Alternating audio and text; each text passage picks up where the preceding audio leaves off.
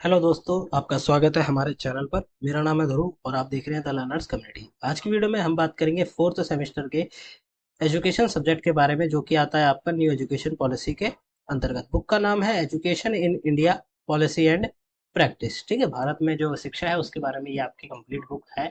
आज की वीडियो में हम बात करेंगे पार्ट 5 या फिर चैप्टर 5 की, जिसका नाम है स्कूली शिक्षा और विभिन्न एजेंसियों की भूमिका। आज की वीडियो में हम इसको देखेंगे। अभी तक हम यूनिट जो 2 है उसके पार्ट 3 और पार्ट 4 को कवर करा चुके हैं। वीडियोस हमारे चैनल पर अपलोडेड है, आप जाके चेकआउट कर सकते हैं। तो जो पार्ट 5 है वो है स्कूली शिक्षा के बारे में, और अलग अलग प्रकार की जो एजेंसियां होती हैं एजुकेशन के सेक्टर में उनके बारे में ये मेनली चैप्टर है। तो चलिए देखते हैं किस प्रकार इसमें क्वेश्चन पूछे जाते हैं। हम इसमें मेन क्वेश्चंस को कवर अप करेंगे और देखेंगे किस टाइप के क्वेश्चन आपसे पूछे जा सकते हैं। ठीक है, चैप्टर 5 है। बात करें पहले क्वेश्चन की, तो पहले क्वेश्चन में क्या पूछा गया है कि भारत में स्कूली शिक्षा की वर्तमान संरचना और पूर्व संरचना के बीच अंतर क्या है, मतलब क्या अंतर है। ठीक है, भारत की जो वर्तमान आज जो आप शिक्षा प्राप्त कर रहे हैं, ठीक है, उसकी संरचना किस प्रकार की है और जो पहले शिक्षा दी जाती थी उसकी संरचना किस प्रकार की थी, इसके बीच में मेनली आपको अंतर को स्पष्ट करना है। ठीक है, भारत में स्कूली शिक्षा की वर्तमान संरचना एवं पूर्व शिक्षा संरचना के बीच महत्वपूर्ण अंतर है। ये अंतर शिक्षा प्रणाली में समय के साथ हुए बदलावों को दर्शाता है। ठीक है, आज की में और पुराने समय में जो शिक्षा दी जाती थी, या हम कहें पूर्व जो संरचना थी शिक्षा की, उसमें काफी अंतर देखने को मिलता है। बिकॉज क्योंकि टाइम चेंज हो चुका है, टाइम के बदलाव के कारण ये सारी चीजें दिखाई देती है। इसलिए कि हम इन्हीं चीजों के बारे में देखेंगे। सबसे पहले अगर हम बात करें भारत में स्कूली शिक्षा की पूर्व संरचना, मतलब भारत के अंतर्गत पहले कौन कौन सी शिक्षाएं दी जाती है। ठीक है, यहाँ पे हम अलग अलग शिक्षाओं की बात करेंगे। जैसे कि आप देख सकते हैं यहाँ पे गुरुकुल प्रणाली के बारे में बात किया गया है, फिर औपनिवेशिक अंग्रेजों के काल के बारे में जो टाइम में शिक्षा दी जाती थी, उसके बाद आज की शिक्षा के बारे में कुछ हम बात करेंगे। ठीक है, तो सबसे पहले हम देखें किसको, पारंपरिक गुरुकुल प्रणाली। गुरुकुल प्रणाली में किस प्रकार बताया गया है कि प्रारंभिक शिक्षा प्रणाली गुरुकुल प्रणाली पर आधारित थी, जहाँ छात्रों को आचार्य या गुरुओं के आश्रम में रहकर शिक्षा प्राप्त होती थी। ठीक है, जैसा कि आपको पता ही होगा कि पुराने समय में जो एजुकेशन दी जाती थी वो आचार्यों द्वारा या फिर गुरुओं द्वारा दी जाती थी, और उनके आश्रम होते थे। जिस भी छात्र को शिक्षा ग्रहण करनी है वो उन आश्रमों में जाके रहता था, वहां पे शिक्षा ग्रहण करता था। ठीक है, हो सकता है शिक्षा आपको पढ़ाई लिखाई से रिलेटेड, राजपाट से रिलेटेड चीजों की जो शिक्षा है वो दी जाती है। साथ में बात करें, यह प्रणाली मुख्य रूप से धार्मिक और वैदिक शिक्षा पर केंद्रित थी। ठीक है, ये जो गुरुकुल प्रणाली आपको पता है ये किन चीजों पे आप कह सकते हैं कि सबसे ज्यादा निर्भर थी। जो चीजें इसमें पढ़ाई जाती थी वो थी एक तो धार्मिक चीजें, और दूसरा वैदिक शिक्षा, वेदों की शिक्षा और धर्म की शिक्षा सबसे ज्यादा इन गुरुकुल प्रणालियों में दी जाती थी, जिसमें वेद, उपनिषद, धर्म और नैतिकता की शिक्षा दी जाती थी। ठीक है, गुरुकुल के अंतर्गत या फिर हम कहें आचार्यों के आश्रम में आपको वेदों की शिक्षा देखने को मिलती, उपनिषद की शिक्षा देखने को मिलती, धर्म की शिक्षा देखने को मिलेगी। ठीक है, और फिर नैतिकता की शिक्षा भी आपको वहीं पे दी जाती थी। गुरुकुल प्रणाली में के बाद एक और पॉइंट आता है, वो है शिक्षा, सॉरी, शिष्य और गुरु का संबंध किस प्रकार का था। गुरुकुल प्रणाली में शिष्य और गुरु के बीच घनिष्ठ संबंध होते थे।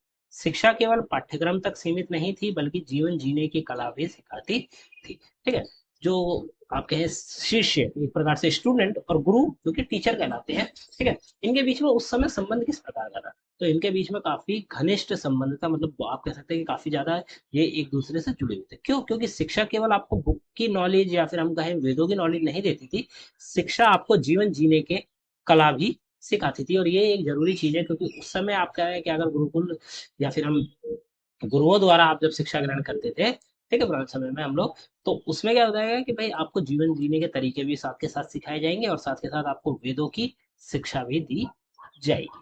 शिक्षा के माध्यम से संस्कृत होता था, और शिक्षण का तरीका मौखिक पारंपरिक पर आधारित होता था। ठीक है, तो उस समय जो शिक्षा का माध्यम था भारत में, पुराने समय में जो शिक्षा का माध्यम था वो था संस्कृत। संस्कृत के द्वारा शिक्षा दी जाती थी। दूसरा कि शिक्षा देने का जो तरीके थे, या तो वो बोल के मौखिक रूप से पारंपरिक पर आधारित थे। ठीक है, मतलब पारंपरिक तरीके क्या थे, मौखिक तरीके थे कि भाई आपको टीचर आपको बोल बोल के सारी चीजें समझाएगा। लिखने पे आप कह सकते हैं कि थोड़ा हद तक कम वो था, परंतु जो मौखिक था वो एक काफी ज्यादा इंपॉर्टेंट रोल प्ले करता था। फिर आता है गुरुकुल के बाद आती है औपनिवेशिक काल की शिक्षा प्रणाली। ठीक है, अंग्रेजों के समय जो शिक्षा प्रणाली थी उसके बारे में बात करें अपन तो पहला आता है औपनिवेशिक प्रभाव। ब्रिटिश शासन के दौरान भारत में आधुनिक शिक्षा प्रणाली की नींव रखी गई। जब ब्रिटिश शासन भारत में चल रहा था तो भारत में आधुनिक शिक्षा की जो नींव है या फिर शिक्षा प्रणाली की जो नींव है वो रखी गई थी। ठीक है, जिस शिक्षा प्रणाली को आज भी हम काफी हद तक यूज करते हैं, ठीक है, उसी के द्वारा हम पढ़ाई करते हैं। ठीक है, हो सकता है कि भारत में आज न्यू शिक्षा आ गई है, परंतु कहीं ना कहीं वो उससे जुड़ाव रखती है। तो ब्रिटिश का जो शासन था भारत के, जब भारत में था, तो आधुनिक शिक्षा प्रणाली की वहां पे नींव रखी है। फिर आते हैं लॉर्ड मैकेल के मिनट ऑन एजुकेशन।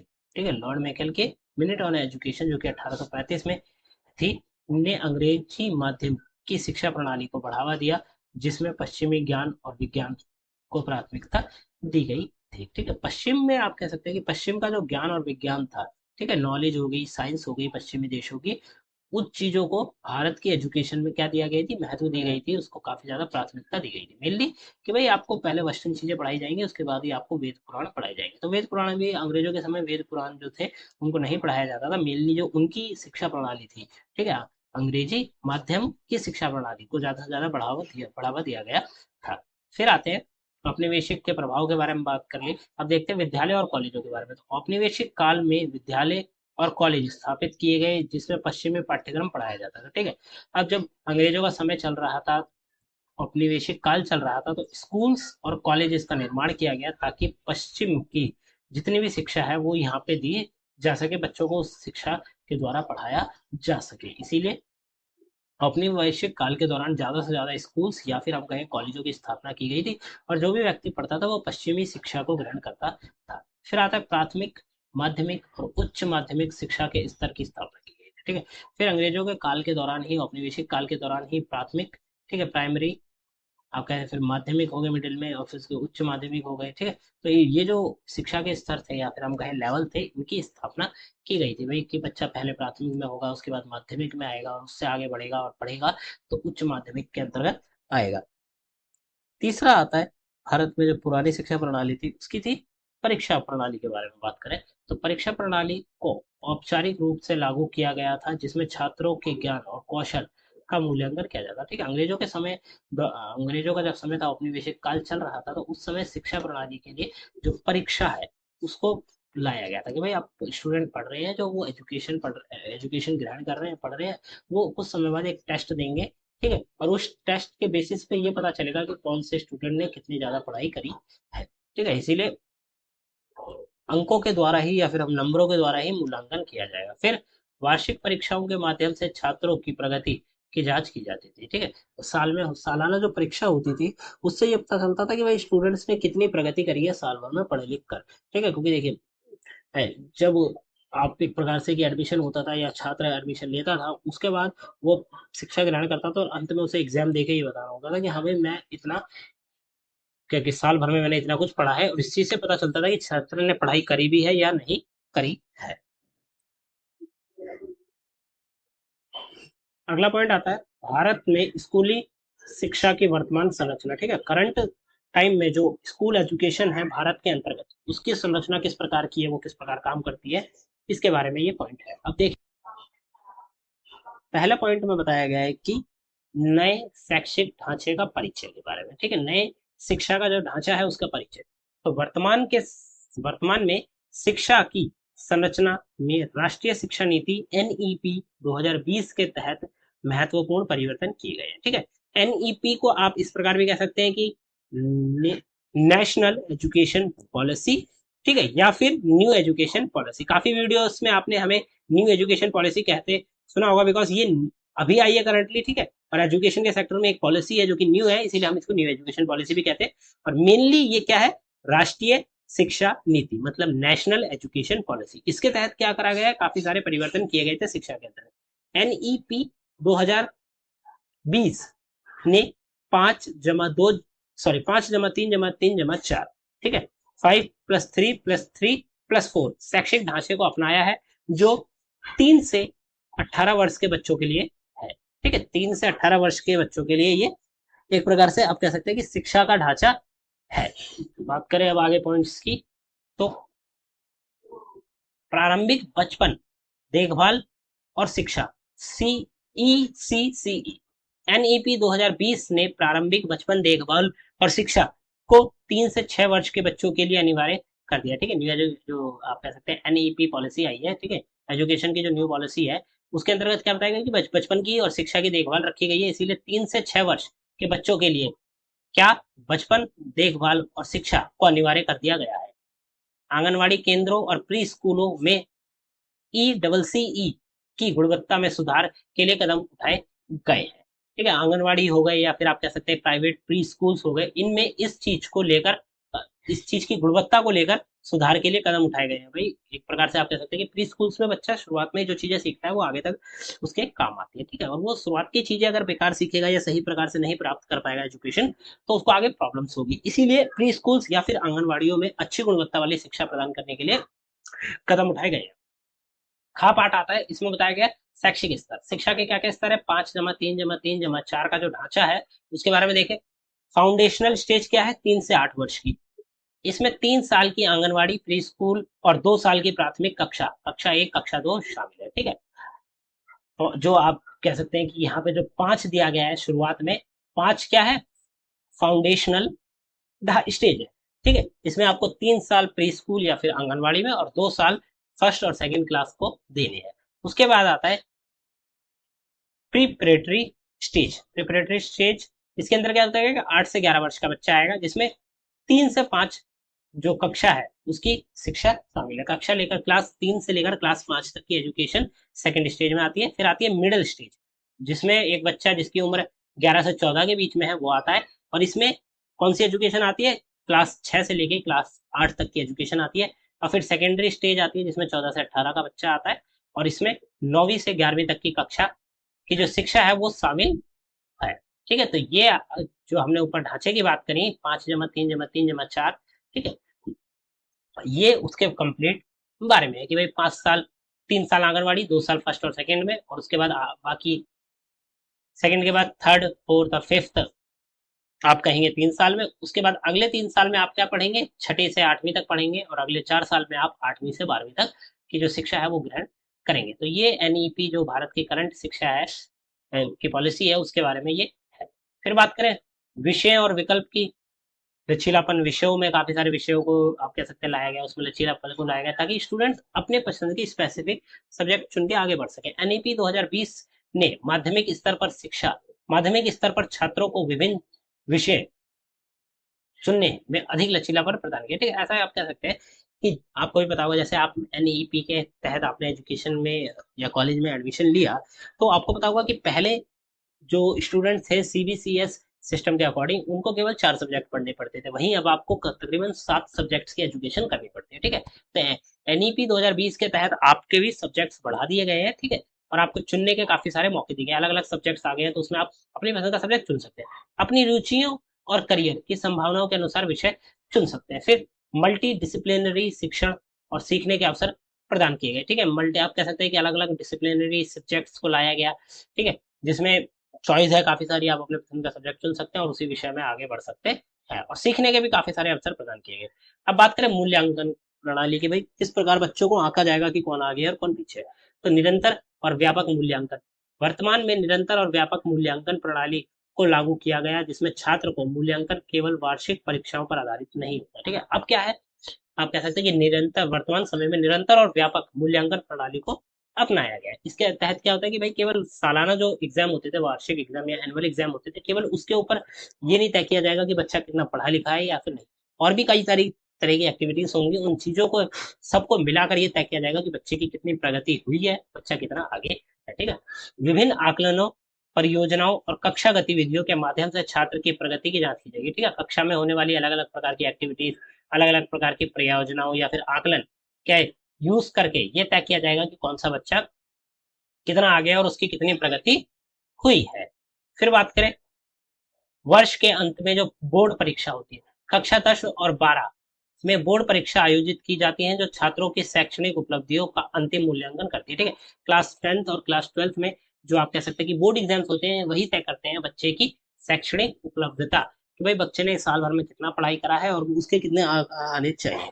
फिर NEP 2020 के तहत परीक्षाओं को भी सुधारने का प्रयास किया जा रहा है, जिससे उन्हें अधिक छात्र मित्र समग्र शिक्षा प्रदान करने वाली बनाया जा सके। ठीक है, 2020 में जो न्यू एजुकेशन पॉलिसी आई उसके तहत जो बोर्ड एग्जाम्स थे, ठीक है, उनमें और ज्यादा सुधार किया जा रहा है, पिछले के मुकाबले और ज्यादा उसमें सुधार किया जा रहा है, ताकि स्टूडेंट्स जो है एक तो छात्र मित्र, ठीक है, अधिक छात्र मित्र हो सके, साथ के साथ समग्र शिक्षा प्रदान की जा सके, मतलब ऑल ओवर सेक्टर्स की एजुकेशन उन्हें दी जा सके और इस तरह का एक एजुकेशन सिस्टम बनाया जा सके। अब बात करें डिजिटल शिक्षा की, ठीक है, अभी हमने मूल्यांकन की बात करी, फिर मूल्यांकन से पहले हमने शैक्षिक स्तर की बात करी, जिसमें हमने ये जो पॉइंट है 5+3+3+4 जो है, इस पॉइंट को आपको अच्छे से याद रखना है, बिकॉज ये काफी ज्यादा इंपॉर्टेंट है। और उससे पहले हमने बात करी थी कि भाई जो राष्ट्रीय शिक्षा नीति है उसके बारे में। अब हम बात करते हैं डिजिटल एजुकेशन या फिर डिजिटल शिक्षा के बारे में।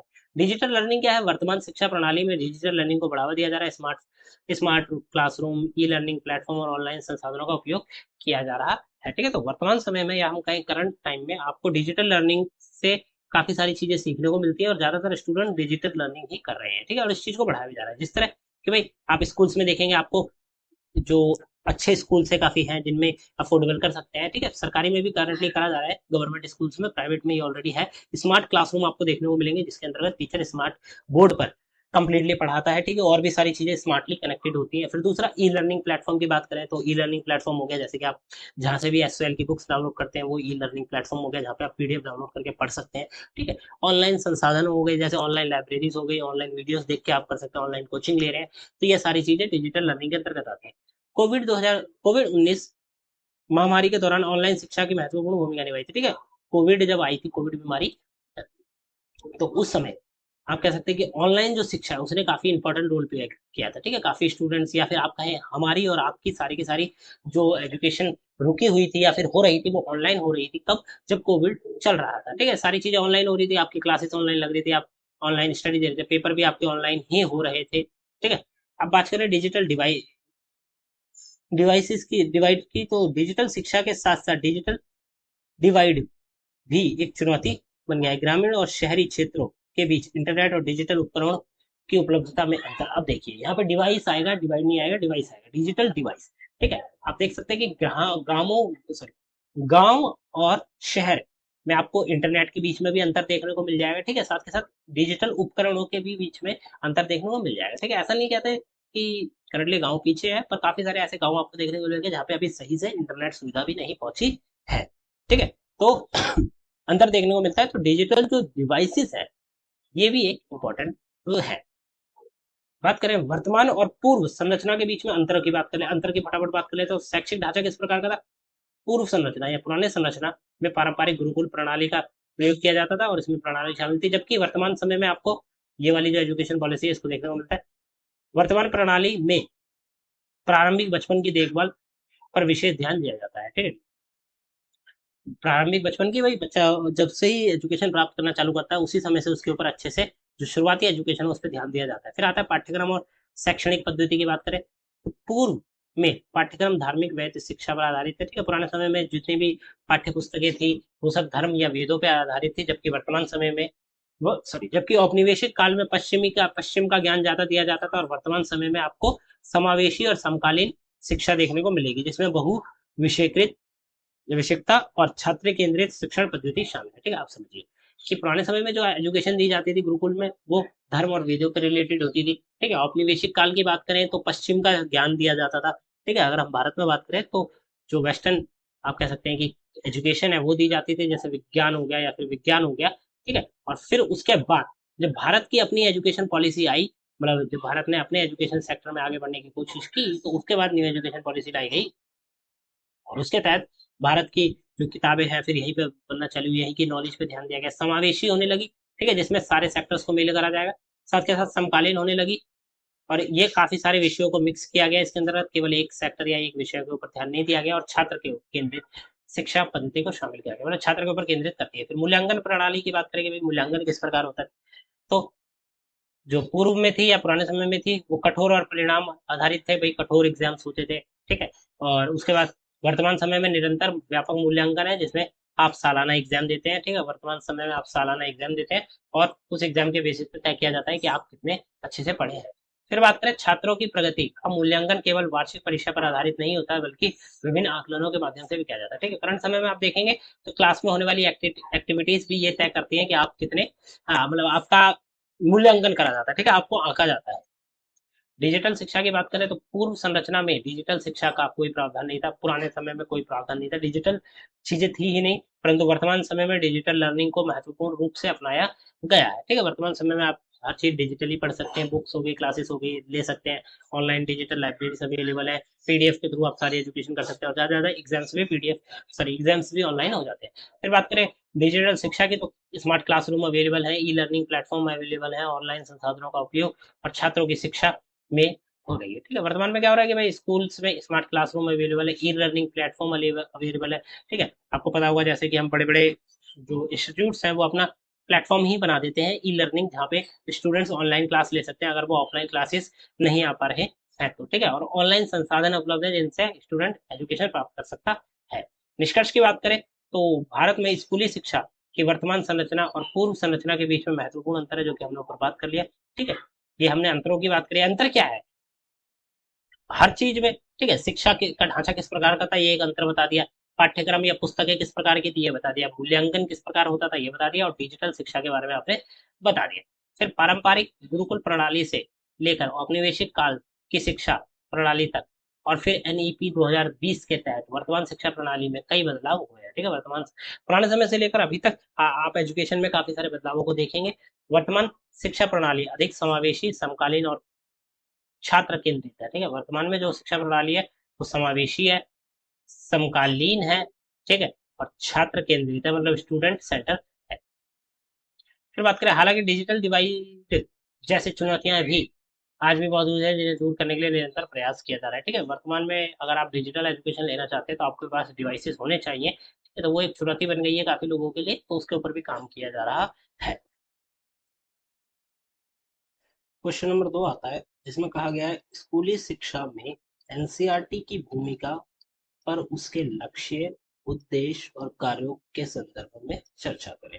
ठीक है, आप यहाँ पे पूछा गया है मेनली कि भाई स्कूल में जो एजुकेशन दी जाती है उसमें जो एनसीईआरटी की बुक्स पढ़ाई जाती है, ठीक है, आपने अपने एनसीईआरटी की बुक्स पढ़ी है, तो उनकी भूमिका पर, ठीक है, एनसीईआरटी की बुक की जो भूमिका है उसके लक्ष्य, उसके उद्देश्य और उसके कार्यों के बारे में आपको यहाँ पे बताना है।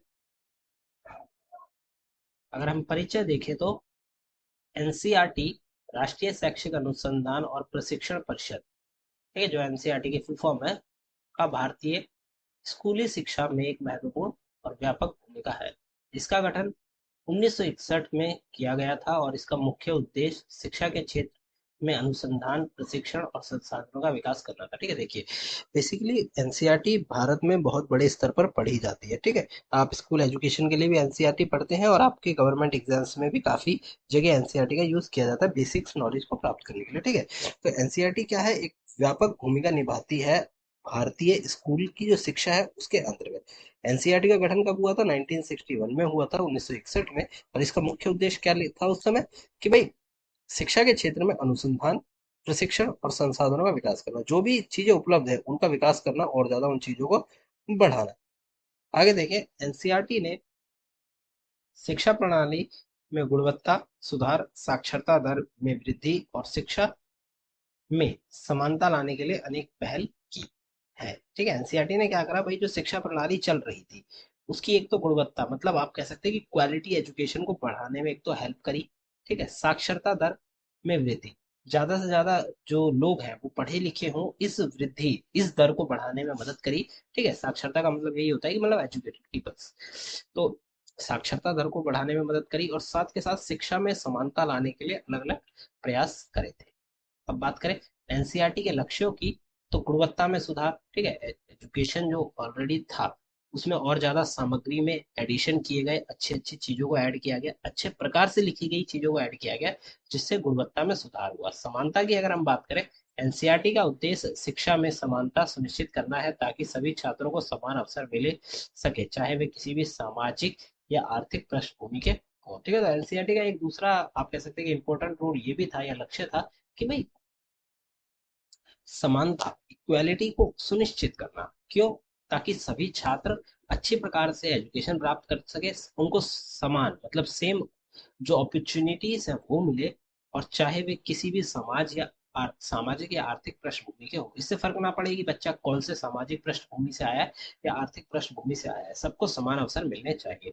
फिर जो लक्ष्य है एनसीईआरटी का, तीसरा लक्ष्य क्या बताया गया है? सर्वगुण विकास, सार्वजनिक विकास। एनसीईआरटी का लक्ष्य शिक्षा के माध्यम से छात्रों को सर्वगुण विकास को बढ़ावा देना है, जिसमें शारीरिक, मानसिक और भावनात्मक विकास सब है। ठीक है, एनसीईआरटी का ऐसा नहीं है कि केवल आपको बुक्स की नॉलेज दी जा रही है एनसीईआरटी के द्वारा, नहीं।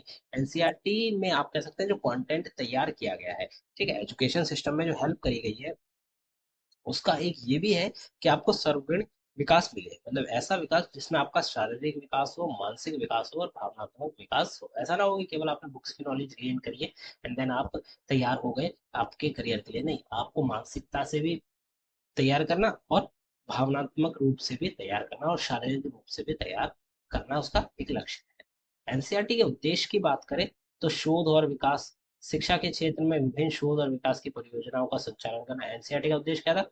कि ज्यादा से ज्यादा शोध करना और विकास करना। तो शिक्षा के क्षेत्र में क्या करा गया? अलग अलग शोध किए गए, विभिन्न शोध किए गए और विकास की परियोजनाएं। भाई आप कह सकते हैं कि ऐसा थोड़ी डायरेक्टली विकास करना चालू कर देंगे, इसके लिए परियोजनाएं चलाई जाती है, ठीक है, आपके कैंपेन्स या फिर काम चलाए जाते हैं उनके द्वारा, ये होता है। तो इसके लिए संचालन करना एनसीईआरटी का उद्देश्य है। फिर प्रशिक्षण, शिक्षकों शिक्षकों और शैक्षिक प्रशासकों के लिए प्रशिक्षण कार्यक्रम आयोजित करना, ठीक है, टीचर्स के लिए या फिर आप कह सकते हैं ऐसे लोग जो कि एजुकेशन के सेक्टर में है, इनके लिए कार्यक्रमों को आयोजित करना। संसाधन विकास हो गया, ठीक है, जो पाठ्य जो भी बुक्स या मटेरियल अवेलेबल है उनका विकास करना। राष्ट्रीय नीतियों का क्रियान्वयन, एनसीईआरटी के अंतर्गत आप कह सकते हैं कि शिक्षा से संबंधित राष्ट्रीय नीतियों का प्रभावी क्रियान्वयन सुनिश्चित करना, ठीक है, कि ऊपर के हमने जो प्रीवियस ईयर के सॉरी प्रीवियस चैप्टर के क्वेश्चंस में भी देखा कि गवर्नमेंट के द्वारा, सेंट्रल गवर्नमेंट द्वारा एजुकेशन के लिए क्या बनाई जाती है? नीतियां बनाई जाती है, ठीक है। तो वही नीतियों को और अच्छे से चलाने के लिए किसका हेल्प पड़ती है, किसकी हेल्प ली जाती है? एनसीईआरटी की कहीं ना कहीं हेल्प ली जाती है, ठीक है। देखिए, सबसे पहले क्या होता है कि भाई गवर्नमेंट ने नीति बनाई कि हाँ भाई एजुकेशन के सेक्टर में हम चेंजेस करेंगे, ये चेंजेस करेंगे। फिर इन नीतियों में जो चेंजेस किए जाते हैं, सिलेबस में चेंजेस हो सकता है, बुक्स में चेंजेस हो सकता है, एनसीईआरटी की बुक्स लिखी जाती हैं तो उनमें भी चेंजेस देखने को मिलता है, ठीक है। तो इसीलिए एनसीईआरटी क्या करता है? इन चीजों को भी सुनिश्चित करता है। पांचवा पॉइंट आता है प्रचार और प्रसार, ठीक है, शैक्षिक शोधों और नवाचारों का प्रचार और प्रसार करना, ठीक है। भाई शिक्षा से रिलेटेड जो शोध हो रहे हैं या फिर नए नए जो विचार आ रहे हैं उनका प्रचार करना, ठीक है, और उन विचारों को ज्यादा से ज्यादा फैलाने का काम एनसीईआरटी के अंतर्गत आता है। एनसीईआरटी के कार्यों की बात करें तो पाठ्यक्रम और पाठ्य पुस्तकों का विकास, जो एनसीईआरटी की बुक्स हैं उनका विकास करना, उनको बनाना, ठीक है। शोध कार्य से रिलेटेड क्या? विभिन्न जो शिक्षा में विभिन्न पहलुओं पर शोध करना, जैसे शिक्षण हो गया, विधियां हो गई, छात्र व्यवहार हो गया, शैक्षिक मनोविज्ञान हो गया, ठीक है। शोध से क्या तात्पर्य है कि भाई टीचर्स के ऊपर ध्यान रखना, टीचर्स की जो विधियां है, पढ़ाने की जो विधियां है उनको शोध करना उनके ऊपर, ठीक है, और छात्र के व्यवहार के ऊपर ध्यान देना, उसका शोध करना। फिर आता है शिक्षक प्रशिक्षण, टीचर्स के लिए प्रशिक्षण कराना। शैक्षिक योजनाएं, राष्ट्रीय स्तर पर शैक्षिक योजनाओं का निर्माण और उनका संचालन करना, ठीक है, मतलब आप कह सकते हैं कि नेशनल लेवल पर एजुकेशन से रिलेटेड पॉलिसीज बनाना और उनका क्या करना? उनका संचालन करना। फिर आता है सहायता और परामर्श,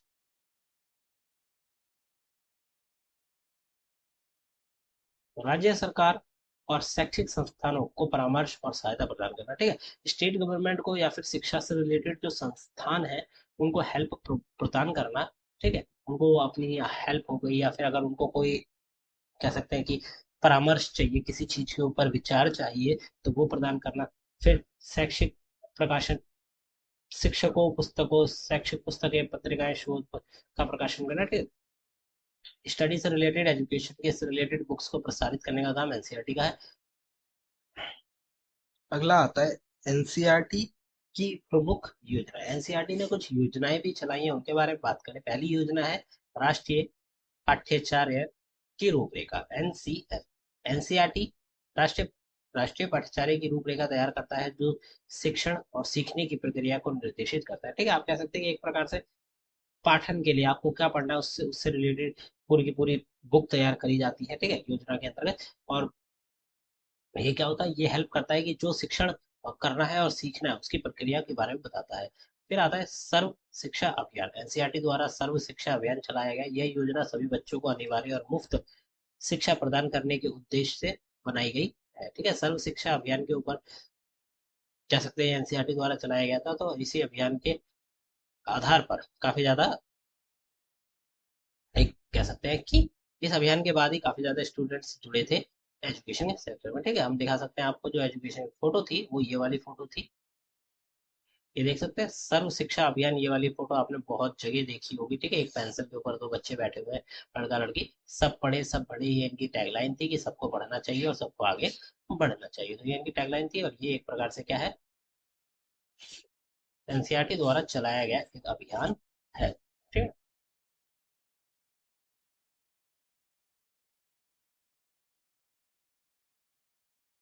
फिर तीसरा अभियान क्या है कि राष्ट्रीय प्रतिभा खोज परीक्षा, एनटीएससी।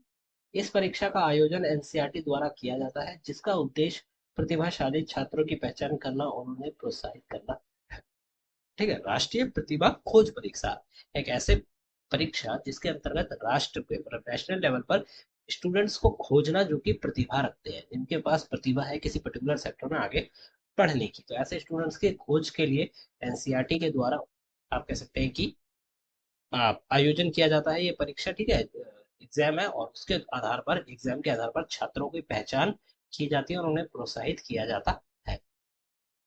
ये देख सकते हैं जितना भी हमने ऊपर पढ़ा है ये उसके बारे में निष्कर्ष है, आप देख सकते हैं, ठीक है। क्वेश्चन क्वेश्चन नंबर 3 आता है, जिसमें पूछा गया है नई शिक्षा नीति 2020 द्वारा प्रस्तावित स्कूली शिक्षा की शैक्षणिक और पाठ्यचर्या संरचना क्या है, इसकी प्रासंगिकता पर चर्चा कीजिए। 2020 में जो एजुकेशन पॉलिसी आई है, ठीक है, द्वारा जो प्रस्तावित की गई थी, उसमें जो इसके एजुकेशन पॉलिसी के अंदर जो स्कूल शिक्षा है उसके शैक्षणिक और पाठ्यचर्या की जो संरचना है उसके बारे में बताना है, ठीक है।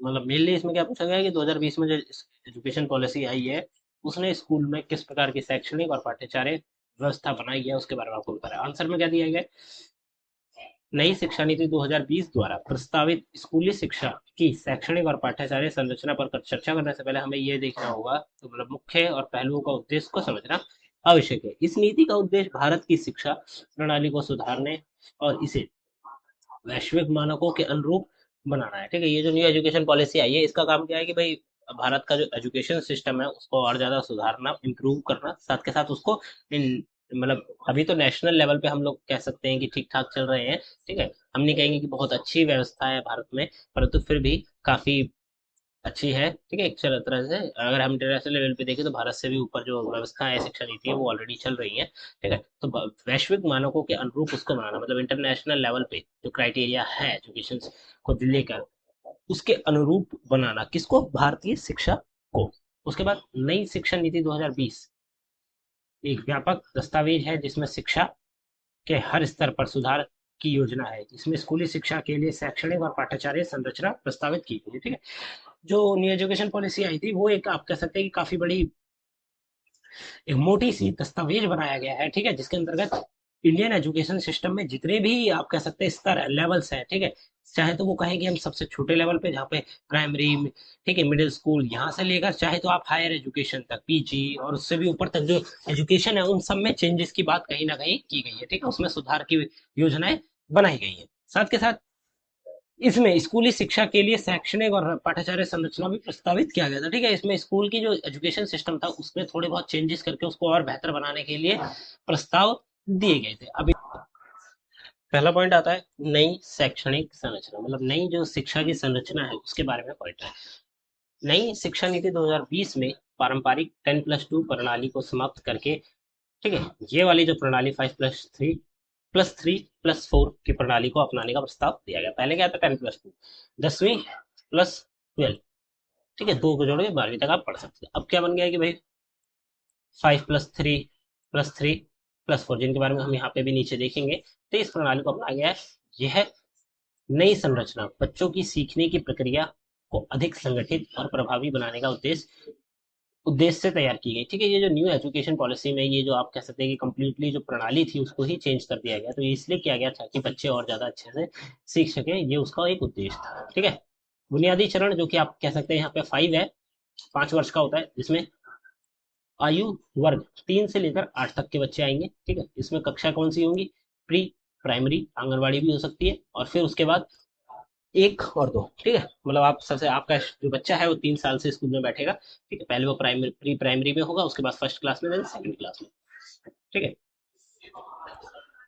3 से 8 तक का बच्चा आएगा, जिसमें कि भाई आप कह सकते हैं कि लगभग 3 साल आपको आंगनवाड़ी या प्री प्राइमरी में देने पड़ेंगे, एंड देन उसके बाद आने वाले 2 साल पहली और दूसरी क्लास के लिए आपको देने पड़ेंगे।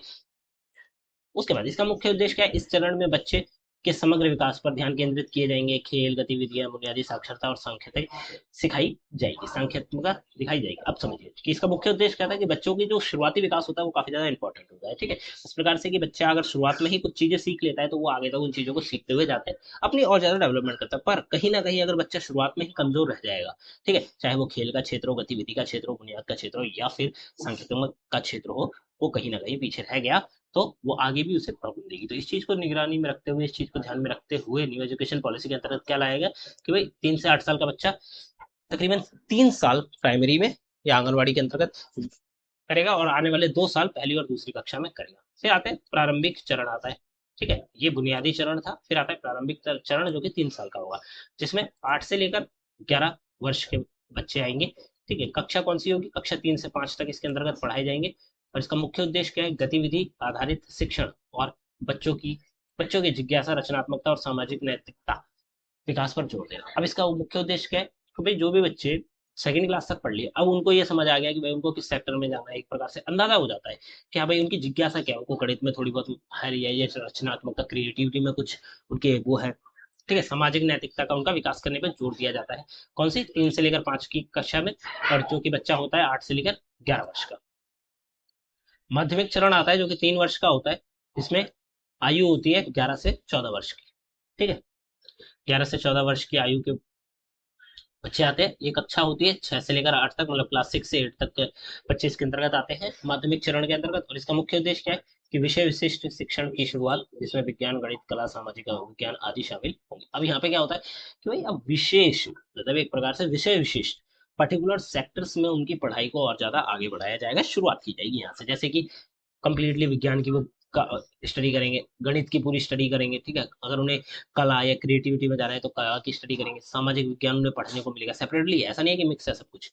ठीक है, आदि की शामिल की जाएगी। इस चरण में बच्चों की तार्किक सोच और विश्लेषणात्मक क्षमताओं को विकसित करने पर ध्यान दिया जाता है। अब इसमें क्या होता है कि बच्चों को तर्क देना सिखाया जाता है, उनको सोचने की जो क्षमता होती है उसको विकास किया जाता है, ताकि बच्चा तर्क बना सके, तर्क दे सके, और क्या कहते हैं, सोच जो है उसका विकसित कर सके। ठीक है, फिर आता है मध्य चरण के बाद माध्यमिक चरण आता है जो कि 4 वर्ष का होता है, जिसमें 14 से 18 के बच्चे आते हैं। ठीक है, 14 उम्र से 18 उम्र के बच्चे, और इसमें कक्षा कौन सी होती है? 9 से 12।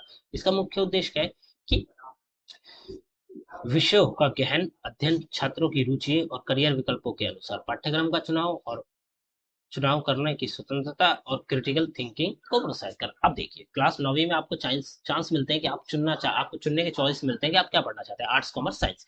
ठीक है, यहाँ पे आपको अपने पसंद के करियर में जाने का मौका मिलता है, विकल्प चुनने के मौके मिलते हैं। ठीक है, और उन्हें स्वतंत्रता होती है, किसी भी प्रकार का दबाव नहीं होता। भैया अगर आपको साइंस अच्छी लगती है और आपको लगता है कि आप साइंस में आगे बढ़ सकते हैं, तो आपको साइंस चुननी चाहिए, किसी प्रकार के दबाव के बिना। ठीक है, तो एक तो उन्हें स्वतंत्रता मिलती है अपने पसंद के सब्जेक्ट को चुनने की, साथ के साथ उनके क्रिटिकल थिंकिंग को और ज्यादा प्रोत्साहित किया जाता है। फिर आता है पाठ्यचर्या संरचना। नई शिक्षा नीति 2020 की पाठ्यचर्या संरचना का उद्देश्य समग्र शिक्षा को प्रदान करना है, जो केवल ज्ञान प्रदान करने तक सीमित नहीं है, बल्कि नैतिक और सामाजिक मूल्यों के विकास पर भी जोर देता है। ठीक है, न्यू एजुकेशन पॉलिसी के अंतर्गत जो आप कह सकते हैं कम्प्लीटली न्यू सिलेबस बनाया गया था। ठीक है, उसका मेन काम ये था कि आपको केवल ज्ञान ना दे, बल्कि आपको नैतिक मूल्य और सामाजिक मूल्यों का भी विकास करे, मतलब आपको नैतिकता और सामाजिकता के बारे में भी आपको जो ज्ञान है वो दे। ऐसा ना हो कि आप केवल बुक्स की नॉलेज ज्ञान का प्राप्त करके ही आगे बढ़ने की सोचे, नहीं, आपको सामाजिक और नैतिक मूल्यों के बारे में भी पता होना चाहिए, तभी आप विकास कर पाएंगे अपने जीवन का। तो इसकी प्रमुख विशेषता यहाँ पे कुछ बताई गई है, उनको भी देख लेते हैं। बहु विषयक और व्यापक शिक्षा। बहु विषयक मतलब बहुत सारे विषयों की आपको चॉइस देखने को मिलेगी, जैसे कि छात्र को विभिन्न विषयों का अध्ययन करने का मौका मिलेगा। जैसा कि आप करंटली न्यू एजुकेशन पॉलिसी के स्टूडेंट्स हैं, आपको पता होगा इससे पहले जो सीबीसीएस सिस्टम के स्टूडेंट्स थे, जिससे मैंने भी पढ़ाई करी है, तो मेनली वो स्टूडेंट्स के पास अराउंड केवल 4 सब्जेक्ट्स होते थे, ठीक है, और उनके एग्जाम्स सालाना होते थे। उसके बाद सीबीसीएस सिस्टम के अंतर्गत सेमेस्टर में होने लगे, परंतु केवल 4 सब्जेक्ट थे। परंतु अब देखेंगे आप, तो आपको तकरीबन 7 सब्जेक्ट पढ़ने पड़ते हैं, जिसमें वैल्यू एडिशन कोर्स को भी ऐड कर दिया गया है, और साथ के साथ डिसिप्लिन के और भी सब्जेक्ट्स को ऐड कर दिया गया है माइनर और मेजर के तौर पे। तो क्या है कि आपको विषय करने के लिए काफी सारे जो सॉरी अध्ययन करने के लिए काफी सारे विषयों का मौका देखने को मिलता है, जिससे वे एक व्यापक दृष्टिकोण विस्तृत कर सकेंगे, ठीक है। जिससे क्या होगा, वो व्यापक दृष्टिकोण किसी भी चीज को लेकर काफी, आप कह सकते हैं कि जो उनके पॉइंट ऑफ व्यूज हैं उनको वो विकसित कर पाएंगे, ठीक है। क्योंकि विकसित करने के लिए आपके पास सब्जेक्ट्स होने चाहिए, उन सब्जेक्ट्स की नॉलेज होनी चाहिए। यह विभिन्न शैक्षणिक और व्यवसायिक क्षेत्रों में करियर बनाने के लिए उनकी तैयारी को मजबूत करेगा, ठीक है। अब जब आप ज्यादा से ज्यादा सेक्टर्स के या सब्जेक्ट्स को पढ़ेंगे, तो आपको अपने करियर में, जो आप कह सकते हैं व्यवसाय के क्षेत्र में करने करियर बनाने का मौका मिलेगा। फिर आता है लचीलेपन की बात करें, तो छात्रों को अपनी रुचियों और क्षमताओं के अनुसार विषयों को चुनने की स्वतंत्रता दी जाएगी, ठीक है। लचीलापन इसलिए है कि भाई छात्र को जिस भी पर्टिकुलर सेक्टर में चाहिए वो उसमें चुन सकता है, आपको हर उसमें चॉइस देखने को मिलेगी। हम उदाहरण के तौर पे, सिंपली उदाहरण के तौर पे, अगर अभी हम स्कूली शिक्षा की बात कर रहे हैं यहाँ पे, तो स्कूली शिक्षा में भी आपको चॉइस देखने को मिलती है, ठीक है। आपको चाहिए, आपको अगर आर्ट्स पढ़ रहे हैं, आपको इकोनॉमिक्स में जाना है तो आप इकोनॉमिक्स में जाइए, ठीक है। अगर आपको मैथमेटिक्स में जाना है तो आप मैथमेटिक्स में जाइए, कुछ चॉइस मिलती है, किसी प्रकार का दबाव नहीं होता। तो अपने पसंदीदा विषय को चुनने का मौका मिलता है, इससे उनकी ताकत और रुचियों के अनुसार करियर की दिशा में मदद मिलेगी।